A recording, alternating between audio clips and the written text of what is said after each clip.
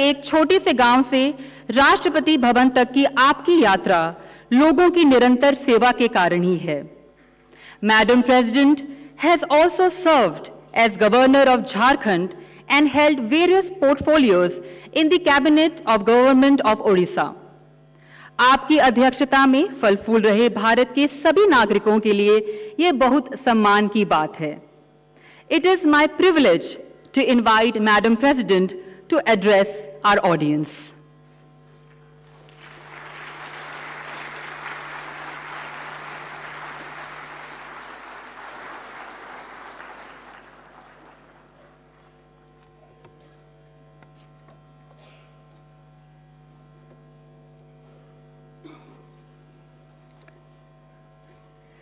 राष्ट्रीय ऊर्जा संरक्षण दिवस समारोह में उपस्थित केंद्रीय विद्युत और नवीन एवं नवीकरणीय ऊर्जा मंत्री श्री आर.के. सिंह जी,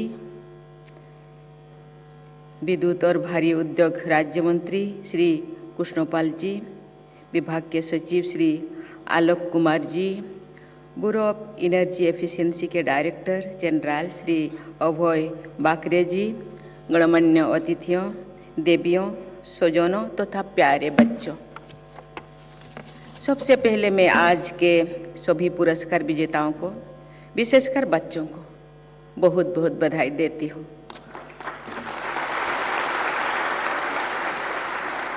साथ ही अन्य सभी प्रतिभागियों की भी मैं सराहना करती हूँ।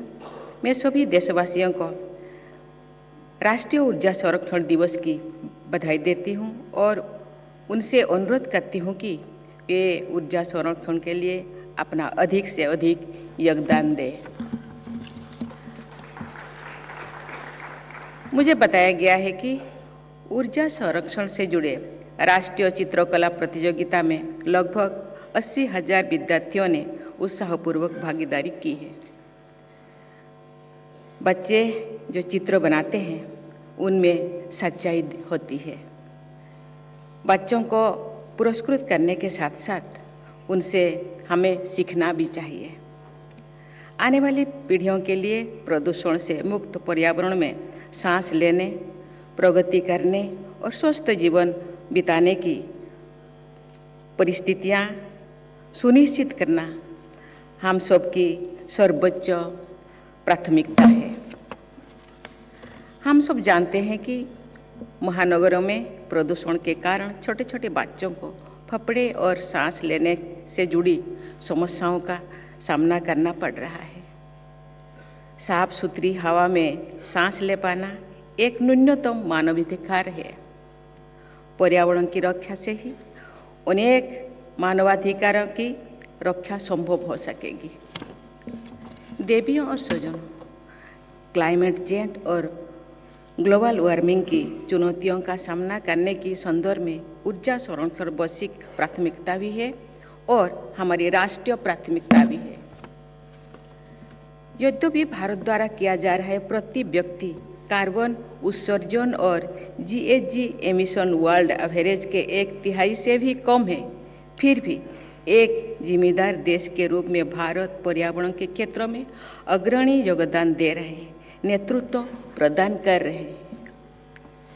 सस्टेनेबल डेवलपमेंट गोल्स के मानकों तथा पेरिस एग्रीमेंट के तहत नवीकरण ऊर्जा क्षमता की अपनी कुछ प्रतिबद्धताओं को भारत ने नियत अवधि से पहले ही प्राप्त कर लिया है।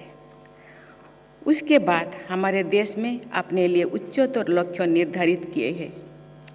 इसके लिए देश के नेतृत्व की और सभी देशवासियों की मैं हृदय से सराहना करती हूँ।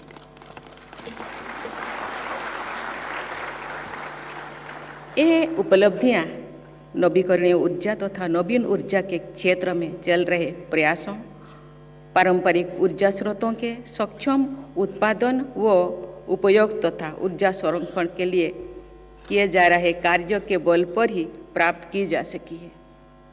ऊर्जा के क्षेत्र में विश्व स्तर पर भारत को गौरवशाली स्थिति प्रदान करने के सफल प्रयास के लिए केंद्रीय मंत्री आर.के. सिंह जी, राज्य मंत्री कृष्णपाल जी तथा उनकी टीम के सदस्यों की मैं हार्दिक सराहना करती हूँ।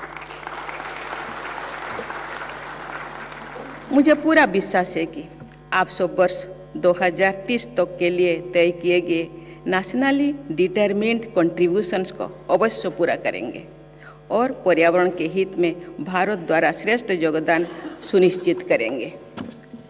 देवियों और स्वजनों, ऊर्जा क्षेत्र से जुड़े सभी लोग जानते हैं कि भारत ने COP26 में विश्व समुदाय से पर्यावरण अनुकूल जीवन शैली को अपनाने का अनुरोध करते हुए लाइफस्टाइल फॉर इन्वायरमेंट अर्थात लाइव का संदेश दिया था। भारतीय संस्कृति और परंपरा में लोगों की जीवन शैली हमेशा लाइव के उस संदेश के अनुरूप ही हो रही है। प्रकृति का सम्मान करना, प्राकृतिक सामग्री का अपव्यय न करना और प्राकृतिक संपदा को बढ़ाने के उपाय करना ऐसी जीवन शैली का अभिन्न अंग होता है। भारत की अग्रणी भागीदारी के साथ पूरा विश्व समुदाय ऐसे जीवन शैली अपनाने के लिए आगे बढ़े, यही भारत का विश्वव्यापी प्रयास है। आजकल हमारे देश G20 के अध्यक्षों के रूप में भी अनेक क्षेत्रों में अंतर्राष्ट्रीय नेतृत्व प्रदान कर रहे हैं। बहुत से लोगों को ये जानकारी होगी कि G20 के देशों के विश्व के कुल GDP में 85% और इंटरनेशनल ट्रेड में 75% योगदान रहता है। साथ ही विश्व की 60% पॉपुलेशन भी G20 के देशों में निवास करती है। G20 की अध्यक्षता के दौरान भारत ने वसुधैव कुटुंबकम के आदर्श के अनुसार one earth, one family, one future के थीम को अपनाया है तथा हम इसे विश्व पटल पर प्रसारित भी कर रहे हैं। देवियों और स्वजनों, सभी देशवासियों को विकास का प्रचुर अवसर प्रदान करते हुए क्लाइमेट चेंज की चुनौती का सामना करने के लिए देश की सरकार और जनता द्वारा ऊर्जा के सक्षम उत्पादन, उपयोग और संरक्षण पर जोर दिया जा रहा है। इन प्रयासों को समग्र रूप से आगे बढ़ाने के लिए मैं भारत सरकार के विद्युत मंत्रालय के मार्गदर्शन में ब्यूरो ऑफ एनर्जी एफिशिएंसी के विभिन्न कार्यकलापों की सराहना करती हूँ।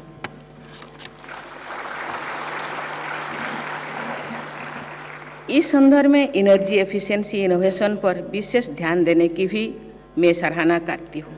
मैं national energy efficiency innovation awards के विजेताओं की नई सोच और कार्य पद्धति के लिए उनकी प्रशंसा करती हूँ। मैं चाहती हूँ कि पुरस्कृत किए गए इनोवेशन का व्यापक स्तर पर उपयोग किया जाए। ऐसे इनोवेशन से प्रेरित होकर अधिक से अधिक लोग नई नई पद्धतियाँ विकसित करेंगे, जिससे पर्यावरण संरक्षण में सहायता प्राप्त होगी।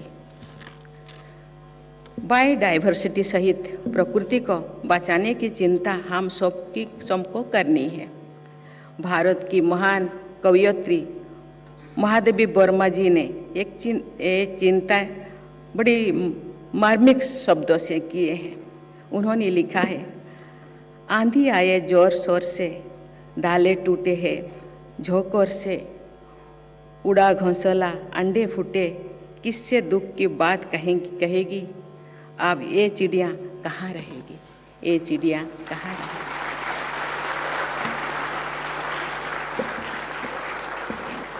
हम सबको मिलकर चिड़िया के घोंसलों को बचाना है, चिड़िया को बचाना है, अंडे बच्चों को भी बचाना है, डाली को बचाना है, पेड़ को भी बचाना है, धरती माता के प्राकृतिक संतुलन को बचाना है, अपने लिए और आने वाली पीढ़ियों के लिए। मुझे प्रसन्नता है कि हमारे देश में पर्यावरण संरक्षण के संकल्प को कार्य रूप दिया जा रहा है। पर्यावरण संरक्षण के प्रयासों से सभी देशवासियों को मैं पर्यावरण सेनानी मानती हूँ और सबके विजय की मंगल कामना करती हूँ। आज के इस समारोह को मैं ऊर्जा संरक्षण के माध्यम से प्रकृति के संरक्षण के आह्वान के रूप में देखती हूँ। हम सब एक संकल्प के लिए जो कुछ भी करेंगे वो सदैव प्रकृति के अनुकूल होगा, कभी भी प्रतिकूल नहीं होगा। प्रकृति और प्रगति के संतुलन को बनाए रखने में ही मानव कल्याण निहित है। इस विचार के साथ पूरी मानवता आगे बढ़े, इसी मंगल कामना के साथ अपनी वाणी को विराम देती हूँ। जय हिंद, जय भारत। धन्यवाद। Thank you, Madam President, for your kind words and blessings.